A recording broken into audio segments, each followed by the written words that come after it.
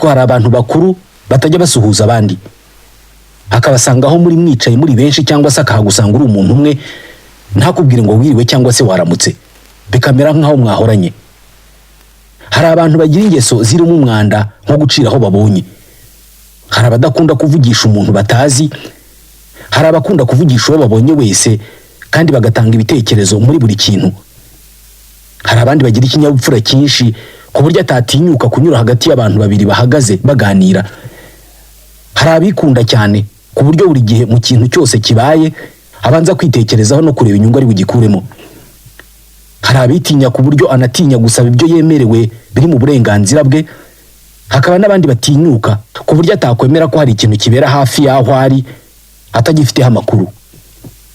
Wowe iyo witegereje imyitwarire y'abantu muri ubu buzima utekereza ko bayiyubatsemo ryari? Ndabasuhuje, nitwa Ismael Mwanafunzi. Mu mwaka w'1890 umuganga w'umuhanga mu mikorere y'ubwonko umunya-Autriche Sigmund Freud yasohoye inyandiko ndende ikubiyemo igitekerezo ku mikorere y'ubwonko bwacu n'ibitekerezo byacu. Na n'ubu iyo nyandiko ye iracyifashishwa mu gusesengura impamvu umuntu runaka yitwara mu buryo runaka. Ibitekerezo bikubiye muri iyo nyandiko ye ugomba kuba warabyumviseho: La théorie sur la psychanalyse, Psychoanalysis Theory of Sigmund Freud. Iki kiganiro kirajya kurangira hari abantu utekereje uzi neza bafite imyitwarire runaka bakomoye ku buryo babayeho mu bwana bwabo n'uburyo barezwe. Tubahaye ikaze.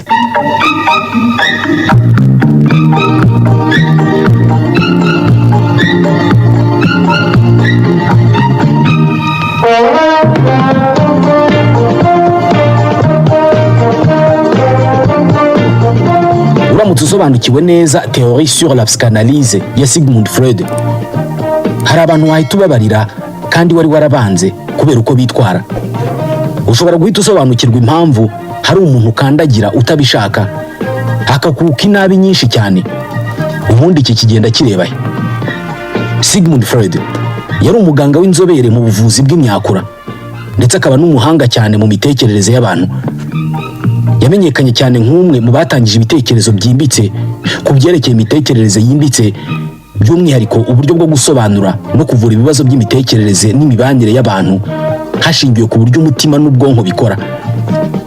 Yagize uruhare rukomeye mu kumenya byinshi ku mitekerereze y'abantu, asobanukirwa byinshi mu biba ku bantu nk'inzozi, irari, ibyifuzo umuntu agira bitari ku bwende bwe, n'uburyo imitekerereze twese dufite uyu munsi ikomoka mu bwana twanyuzemo.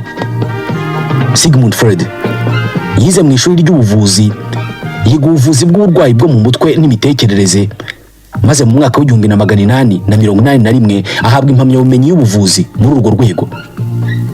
Nyuma y'igihe gito arangije kwiga, yafunguye ivuriro rye bwite maze atangira kuvura abarwayi bafite ibibazo by'imitekerereze. Hari undi muganga bakoranaga witwaga Dr. Joseph Breuer. Uyu nguyu yigeze kuvura umurwayi witwaga Anna O, wari ufite ibimenyetso by'uburwayi bw'ingingo ariko nta mpamvu zigaragara zamuteye ubwo bumuga. Dr. Breuer yabonye ko ibyo bimenyetso by'ubwo burwayi byagendaga bigabanuka igihe yamufashaga kugenda yibuka ibyamubayeho bibabaje yari yarirengagije akanga kubyibuka ku bwende bwe. Ni ibintu bibi byari byaramubayeho mu bwana bwe. Ibi nibyo byateye Freud gutangira gukora ubushakashatsi ku bijyanye n'imitekerereze. Aha niho yahereye yandika bya bitekerezo bye ku buryo imyitwarire buri umwe muri twebwe afite uyu munsi ayikomora ku buryo yabayeho mu bwana bwe. Freud yagabanyije imibereho y'abantu mu byiciro bitanu byose tunyuramo mu gihe turi abana bato, ariko uko twitwaye muri ibyo byiciro bitanu niko kugena imibereho tuzagira mu buzima bwacu busigaye. Yabyise ibyiciro byubaka imyitwarire y'umuntu. Icyiciro cya mbere yacyise icyiciro cy'akanwa, oral stage cyangwa se phase orale. Icyiciro cya kabiri Sigmund Freud yacyise icyiciro cy'urura, anal stage, phase anale. Icyiciro cya gatatu yacyise icyiciro cy'imyanya myibarukiro, phase phallique. Icyiciro cya kane yacyise icyiciro cyo kwibanda ku bumenyi, latency stage. Hanyuma icyiciro cya gatanu akita icyiciro cy'ubukure, genital stage. Iyo umwana ahuye n'ibibazo muri kimwe muri ibyo byiciro by'ubuzima aba afite ibyago byinshi ko ingaruka zabyo zizamukurikirana mu buzima bwe bwose busigaye. Uyu munsi hari abantu bafite imyitwarire runaka ikomoka ku byababayeho bakiri muri ibi byiciro by'imyaka, bakiri abana. Bitewe n'ubwoko bw'ikibazo umuntu agiriye muri kimwe muri ibi byiciro, bishobora kuzarangira uwo muntu mu buzima bwe agize ibyitwa nevrose, aribwo burwayi bw'amarangamutima, akajya ahinduka nk'igicu, nta kintu na kimwe kigaragara kimubayeho. Umuntu kandi aba ashobora kuzagira ikibazo cyo kubatwa n'irari ry'ibintu runaka mu buzima bwe bwose busigaye, cyangwa se akazagira ibindi bibazo byo mu mutwe. Reka tuvuge kuri buri kimwe muri ibi byiciro bitanu. Icyiciro cya mbere cyitwa icyiciro cy'akanwa cyangwa se phase orale cyangwa oral stage. Ni icyiciro umuntu yinjiramo kuva avutse kugera afite umwaka umwe w'amavuko. Bacyita icyiciro cy'akanwa kubera ko mu mwaka wa mbere w'ubuzima bwacu hano ku isi, buri kintu cyose tukimenya cyangwa se tukigiraho amakuru dukoresheje icyumviro cy'akanwa. Umwana uri muri iki kigero afata buri kintu ahita ashyira mu kanwa. Umwana ungana uku, ibyishimo bye bya mbere mu buzima bwe bwose biva mu konka ibere rya nyina cyangwa se biberon irimo amata cyangwa se amashereka. Ikibazo gikomeye umwana ungana uku nguko ashobora kugira ni ukubura ibintu byo gushyira mu kanwa ngo abyonke nk'ibere cyangwa se n'ibindi byose ashyira mu kanwa. Umwana wonka gake kandi agakunda kubuzwa gushyira ibintu mu kanwa, icyo ashyize mu kanwa cyose nk'intoki bagahita bakimukuramo, arakura nk'abandi. Ariko iyo abaye mukuru ashobora guhinduka umuntu uhora ahekenya shikarete, cyangwa se akaba umuntu mukuru ukunda gushyira mu kanwa ibyo abonye byose. Ikaramu ze zose zikaba nta n'imwe igira agafuniko kubera ko twose araduhekenya akatumara. Iyo ari umuntu uba nko mu cyaro akunda kuba afite ibintu mu kanwa nk'akatsi, agati, cyangwa se mwaba murimo kuganira ukabona aciye akatsi cyangwa se agati ashyize mu kanwa. Hari n'abantu bakuru barya inzara cyangwa se intoki. Umubiri we uba warabitse amakuru y'uko hari ibintu atakoze mu gihe yari afite munsi y'umwaka umwe, rero abikora yaramaze gukura. Icyiciro cya kabiri cyitwa icyurura, anal stage cyangwa se phase anal. Gitangira ku mwaka umwe w'amavuko kikagera ku myaka 3. Muri iki cyiciro ikintu cy'ingenzi ku mwana ni ukugenzura ibirebana n'umusarani byose. Aha niho umwana yigishwa kwituma kuri po cyangwa se ku musarani. Nibwo yiga amagambo ya mbere yo kuvuga ko ashaka kwituma cyangwa se kwihagarika. Umwana umwe aba afite ababyeyi bamukomera amashyi uko agerageje kujya ku musarani cyangwa se gusaba po, bakamushimira kandi bakamubwira ko akwiye kujya bikora uko nguko. Undi mwana w'ababyeyi be bamuhatiye gukoresha po no kujya ku musarani akiri muto cyane, kandi ibi bintu yabikoramo ikosa bakamuhana cyane. Hanyuma undi mwana wa gatatu we, ababyeyi be nta kibyo kwigisha umwana wabo gukoresha umusarani cyangwa se po bibabwiye. Ashobora kwinyarira akirirwa uko nguko aho babyibukiye cyangwa se aho baboneye umwanya bakamusukura. Aba bana batatu ibi bintu bizagena imyitwarire yabo nibamara kuba bakuru. Byemezwa ko umwana wa mbere ufite ababyeyi bamushimiraga kubera ko yakoresheje umusarani mu gihe yari agifite munsi y'imyaka 3, avamo umuntu muzima uzi gufata ibyemezo no kwita ku nshingano ze. Umwana wa kabiri ufite ababyeyi bamukubitaga kubera ko yakoresheje umusarani nabi agifite munsi y'imyaka 3, avamo umuntu mukuru ugenzura abandi kandi uhora ashaka ko ibyo avuze byose ari uko bikorwa, ndetse ibitekerezo bye akumva ko ari ukuri. Mugomba kubyemera uko. Utabyemeye ubwo bakagirana ikibazo. Umwana wa gatatu ababyeyi be batigeze biyitaho ku birebana n'umusarani cyangwa se kumusukura mu gihe yari afite munsi y'imyaka 3, bizarangira avuyemo umuntu ugira akajagari mu mibereho ye yose, utitaye ku byo abandi batekereza, utagira gahunda kandi utubaha itegeko iryo ari ryo ryose. Byemezwa ko uko abana babaho muri iki cyiciro cy'imyaka ari byo bigena niba bazavamo abantu bakuru bagira isuku kandi biyitaho, cyangwa se niba bazavamo abantu babaho mu kajagari. Icyiciro cya gatatu cyitwa icy'imyanya myibarukiro, phase phallique. Kiba hagati y'imyaka 3 n'imyaka 6 y'amavuko. Muri iki cyiciro nibwo umwana amenya ko ari umuhungu cyangwa se ko ari umukobwa. Muri iyi myaka umwana w'umuhungu n'uw'umukobwa nibwo bamenya ko bafite udupipi cyangwa se utunyoni nk'uko batwita tutameze kimwe. Muri iyi myaka abana b'abahungu batangira kugirana amakimbirane cyangwa se uguhangana na base bapfa nyina. Byemezwa ko kuri iyi myaka iri hagati y'itatu n'itandatu aribwo umwana w'umuhungu akunda nyina cyane, kandi akamukunda urukundo rutari urw'umwana akunda nyina, ahubwo amukunda nk'umukobwa cyangwa se umugore, ku buryo umubiri we unamusunikira gufuhira se, kubera ko aba yumva uwo nguwo ari umugore w'ubuzima bwe kandi ko agomba kumwiharira. Muri iyi myaka umwana w'umukobwa nawe akunda se urukundo nk'urwo akunda umuhungu cyangwa se umugabo, ku buryo ashobora no kugirana ikibazo na nyina kubera ko yumva ko uwo mugabo akwiye kuba uwe wenyine.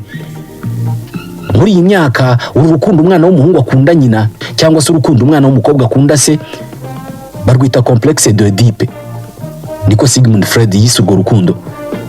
Hano rwose ngo umwana w'umukobwa aba yumva se yakabaye nk'umuhungu basohokana, mu gihe umuhungu aba yumva nyina yakabaye umukobwa basohokana. Hano umwana w'umuhungu aba yumva yakwikiza se kugira ngo yiharire uwo mugore. Gusa uyu mwana aba abizi neza ko se ari umugabo ufite ingufu, bityo agatinya ko yamuhana kubera ibyo byifuzo bye. Freud yabyise angoisse de castration. Byemezwa ko muri iki cyiciro ababyeyi baba bakwiye kuba hafi y'abana babo kubera ko ni icyiciro gikomeye. Nk'ubwo bivuga ko hano iyo umubyeyi w'umugabo abaye hafi y'umuhungu we muri icyo cyiciro, birangira uwo mwana w'umuhungu akuze yumva ko agomba kuzaba nka se. Ikindi Sigmund Freud avuga hano nuko usibye kuba abana bangana uku nguku uw'umuhungu yikundira nyina, atari nyina akunda gusa, ahubwo n'abandi bakobwa aba ashaka kubamenyaho byinshi. Iyo ababyeyi be rero cyangwa se abamurera bakunze kumwuka inabi, bamubuza kujya akomeza kwegera abakobwa no kubaza ibibazo ku mibiri yabo, bishobora kurangira uwo mwana w'umuhungu atangiye kujya yiyegerera abo batamubuza cyangwa se abo mwamubwiye ko nta kibazo, abahungu bagenzi be. Ibi bishobora no kuba ku mukobwa. Iyo bitagenze uko, ababyeyi be bakajya bamubwira nabi, bamubuza kubaza ibibazo nk'ibyo ngibyo birebana n'ibitsina, bishobora kuzarangira abaye umuntu mukuru ugira ubwoba bwo kugaragaza amarangamutima ye, akazaba umuntu mukuru ugira isoni cyangwa se utinya abantu. Icyiciro cya kane Sigmund Freud yacyise icyiciro cyo kwibanda ku bumenyi, phase de latence, gihera ku myaka 7 kugera kuri 13 y'amavuko. Ku mwana iki ni igihe cyo kwita ku mubano n'abandi n'icyerekezo cy'ubuzima burambye. Imiterere dufite yose, waba uri umuntu mwiza cyangwa se umuntu bavuga ko atazi kubana, byiremye tukiri muri iki cyiciro. Aha ni umwana amenyera uko abandi babaho. Muri iyi myaka nibwo abana bazerera cyane kubera ko baba bashaka kumenya uko kwa runaka babayeho, uko runaka baho n'uko abana n'ababyeyi be. Hano niho umwana atangirira kwisanisha n'abantu b'igitsina cye ariko bakoze ibintu by'igitangaza, cyangwa se akisanisha n'inshuti ze ariko zifite ibyo zimurusha. Uzamwumva mu nkuru azakubwira zose haba harimo amazina y'inshuti ze zagize gutya. Muri iyi myaka nibwo umwana areka kwihugiraho no gushaka kuvumbura ibintu bimwe na bimwe byo ku mubiri we, ahubwo agatangira kuvumbura ibirebana n'uburyo abandi babayeho. Icyiciro cya gatanu ari nacyo cya nyuma cyitwa icyiciro cy'ubukure, phase génitale. Iki ni icyiciro gihera ku bugimbi n'ubwangavu kugera umuntu apfuye. Mu ntangiriro z'iki cyiciro, ibirebana no guhuza ibitsina nibyo biba biri mu mutwe wacu kurusha ibindi bintu ibyo ari byo byose. Hano ubuzima bw'umuntu buba buri mu makimbirane hagati yo guhaza ibyifuzo bye byo guhuza ibitsina no kubaha amahame ya sosiyete cyangwa se umuryango mugari. Gukura kwiza no gushobora kuguma hagati, ugashobora kubaha amategeko ya sosiyete ariyo nko gutaha kare, kujya ku ishuri ukiga ugatsinda, ukubaha ababyeyi n'abandi bantu bakuru, ariko icyarimwe ukanagira ubumenyi buhagije ku birebana n'ibitsina. Iki nacyo ni igihe Sigmund Freud yatanzemo inama ko umujene ugeze muri icyo cyiciro aba akwiye kwitabwaho kandi akaganirizwa. Ababyeyi basabwa ko muri iki gihe bereka umwana ko imyitwarire mibi muri icyo gihe yagira ingaruka zikomeye, ariko nanone ntibamucireho iteka. Agaragaza ko umwana nk'uyu iyo umubwiye ngo sinzakubona uvugana n'abahungu cyangwa se uvugana n'abakobwa, bishobora gutuma noneho ageraho utamureba, bya bindi wamubujije akabikora cyane kugira ngo yimarire ari kubera ko atazi niba azongera kubona ayo mahirwe. Sigmund Freud yagabanyije ibice bitatu mu byiciro by'ubwenge abantu bagira guhera mu bwana bwabo. Icyiciro cya mbere cy'ubwenge yacyise le ça. Ça ni ikinyazina nyereka cyo mu rurimi rw'igifaransa, bivuze ngo kiriya. Ibi ni igihe umwana aba akiri mu myaka y'uko ikintu cyose yifuje aba ashaka ko gihita gikorwa ako kanya, cyangwa se agahita agihabwa ako kanya atitaye ku bindi bintu ibyo ari byo byose bikenewe ngo kiboneke. Iyo ashonje ahita arira kandi agasaba guhabwa ibyo kurya ako kanya hatitawe ku kuba bidahari. Iki ni icyiciro cy'ubwenge kirangwa n'ibikorwa byihutirwa bitajyana n'amahame y'imyitwarire. Niba hari ubutumwa ashaka gutanga arahita butangira aho ngaho ako kanya. Niba ari ukurira arire hatitaye ku kuba ari saa 7 z'ijoro kandi abandi basinziriye. Iki ni igice cya mbere cy'ubwenge bw'umuntu.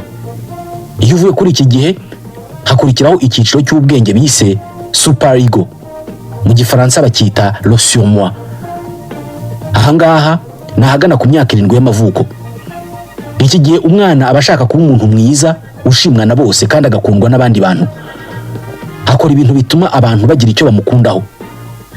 Iyo umuntu ageze mu bugimbi n'ubwangavu noneho haza icyitwa le moi cyangwa se ego, jewe.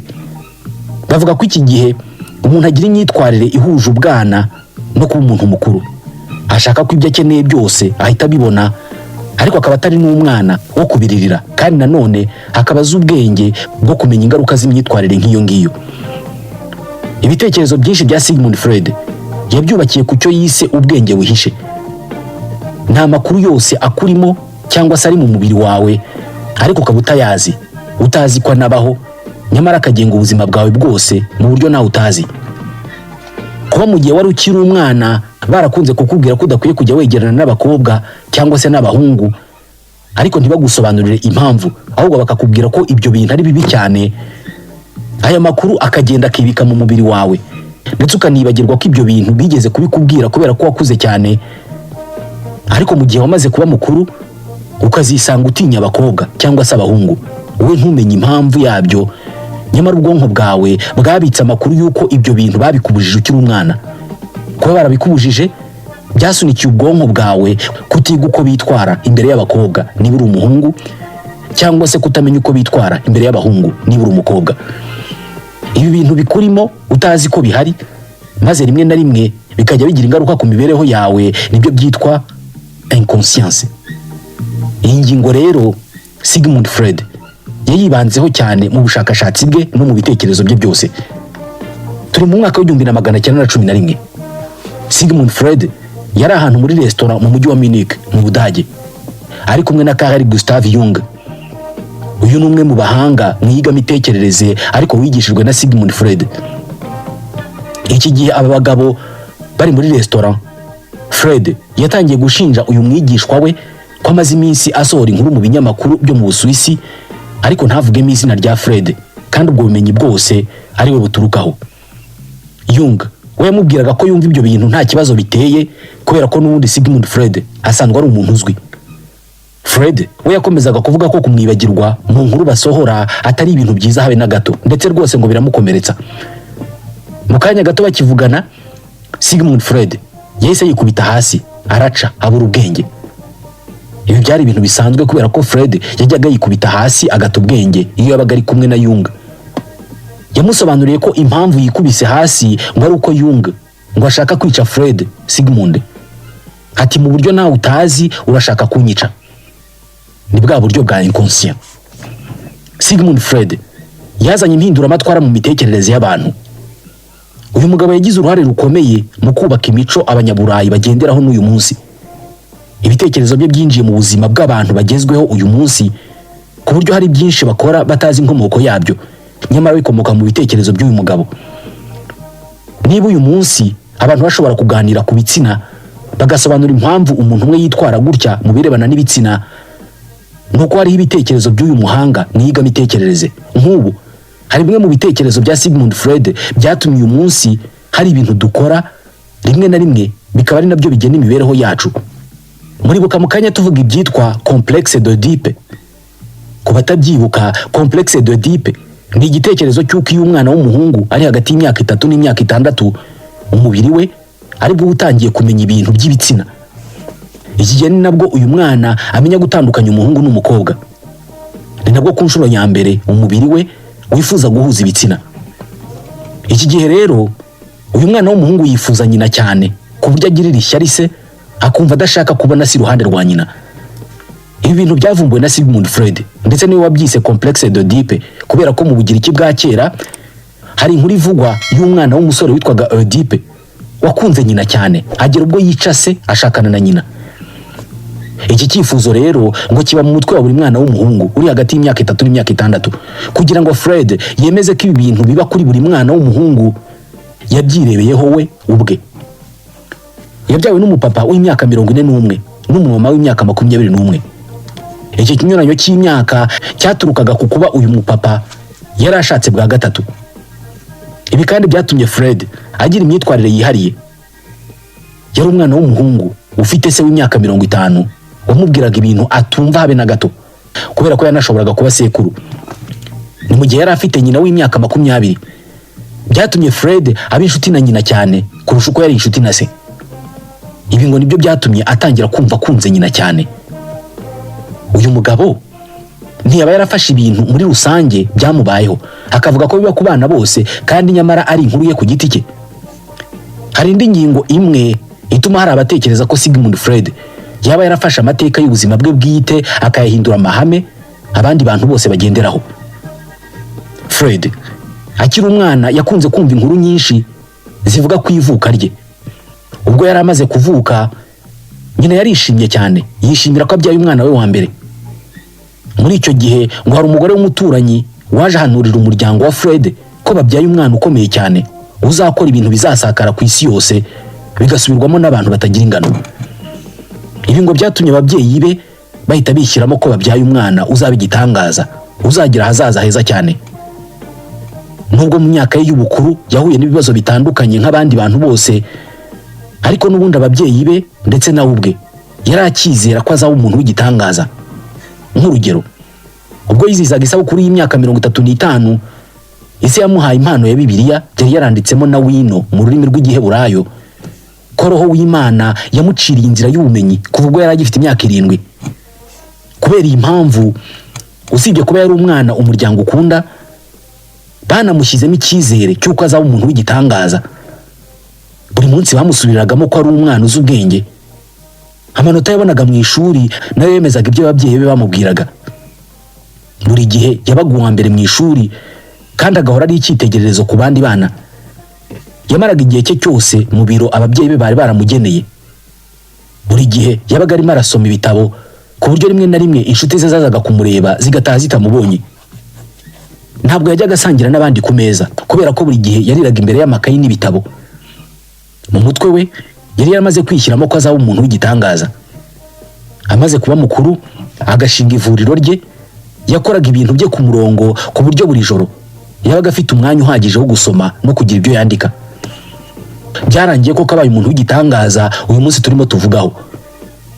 Bitekerezwa ko ibingibi nabyo byatumye ahimba teori zirebana n'imitekerereze y'abantu, agaragaza ko ibitubaho byose mu buzima bwacu bw'ubukuru biba byarahereye tukiri abana. Hakurikijwe inkuru nk'izi ngizi, hari abantu bavuga ko umwana muto ushobora kumukoramo icyo ushaka cyose mu buzima. Hakurikijwe ibitekerezo bya Sigmund Freud, ubwana ufite uruhare rukomeye mu kurema uwo umuntu azaba we mu buzima bwe bw'ubukuru, kubera ko ubwana ni igihe cy'ingenzi cy'iterambere ry'imitekerereze, amarangamutima n'imibanire. Dore uburyo bw'ingenzi ubwana bushobora kugira ingaruka ku buzima bw'umuntu mukuru. Mbere na mbere, mu bwana niho umuntu yubaka imibanire n'abandi. Uko umwana abanye n'abamurera bituma agira uburyo bwo kwiyumvamo abandi. Ibi bishobora kugira ingaruka cyangwa se bikubaka uburyo azabana n'abandi mu gihe azaba akuze. Urugero, imibanire myiza ituma umuntu agira ubushobozi bwo kubaka umubano uhamye, naho imibanire idahwitse ishobora gutera ikibazo cyo kutizera abandi. Icya kabiri ni imyitwarire n'uburyo bwo guhangana n'ibibazo. Umwana yigira imyitwarire ku bo babana, cyane cyane ababyeyi n'abavandimwe. Iyo myitwarire ikunze gukomeza kumuranga mu guhangana n'ibibazo, amakimbirane cyangwa se ibigeragezo ahura nabyo amaze gukura. Iki nicyo gitandukanya umuntu ukemura ibibazo mu mahane n'ukemura ibibazo mu mahoro. Ibi nibyo bitandukanya umuntu wumva ko umuhemukiye wese agomba kumukubita cyangwa kumukomeretsa n'undi wumva ko umuhemukiye wese bagomba kubiganiraho bagakemura ikibazo. Icya gatatu ni uburyo bwo gucunga amarangamutima. Ibyo umwana anyuramo bimwigisha uburyo bwo gucunga amarangamutima ye. Igihe afite abamuhumuriza kandi bamwereka urukundo, akura afite ubushobozi bwo guhangana n'ibibazo, ariko iyo yarezwe mu iterabwoba cyangwa se yirengagijwe, ashobora kugira ibibazo byo gucunga amarangamutima ye akuze. Icya kane ni imyumvire ku buzima n'uburyo umuntu yiyumva we ubwe. Ibyo umwana anyuramo bituma yizera cyangwa se ntiyizere ubushobozi bwe. Igihe yarezwe mu buryo bwiza, yikunda uko ari cyangwa se akunda ubuzima abayemo, bituma akura yizera ko ashoboye. Naho uburere butita ku mwana bushobora gutuma yumva atagifite agaciro cyangwa se ubushobozi. Icya gatanu ni ingaruka z'ibibazo biremereye umwana anyuramo. Ibibazo bikomeye mu bwana nko guhohoterwa cyangwa se kubura ababyeyi bishobora gusiga ibikomere by'igihe kirekire ku mitekerereze no ku marangamutima y'umuntu mukuru. Iyo nta bufasha bwihariye ahawe, izi ngaruka zishobora gukomeza kumubangamira. Icya gatandatu, umuryango n'ibyo umwana yigishwa. Uko umwana abaho, imyizerere n'indangagaciro arerwamo bigira uruhare rukomeye mu mitekerereze ye no ku byo yifuza kugeraho. Uburere bushingiye ku mahame mazima butuma uyu mwana agira icyerekezo n'umurongo uhamye mu buzima. Icya nyuma ni amahirwe yo kwiga no gutera imbere. Iyo umwana ahawe amahirwe yo kwiga, gukora ubushakashatsi no guhanga udushya, bituma akura afite ubushobozi bwo kwiyizera no guhangana n'ibibazo.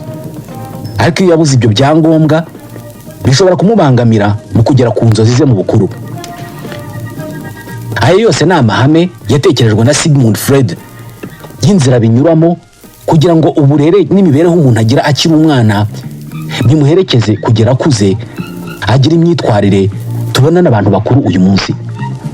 Ni nta dusoje ikiganiro rusiko cy'uyu munsi, ikiganiro tubashimira kuba mudasiba gukurikira. Nitwa Ismael Mwanafunzi, ndabashimiye.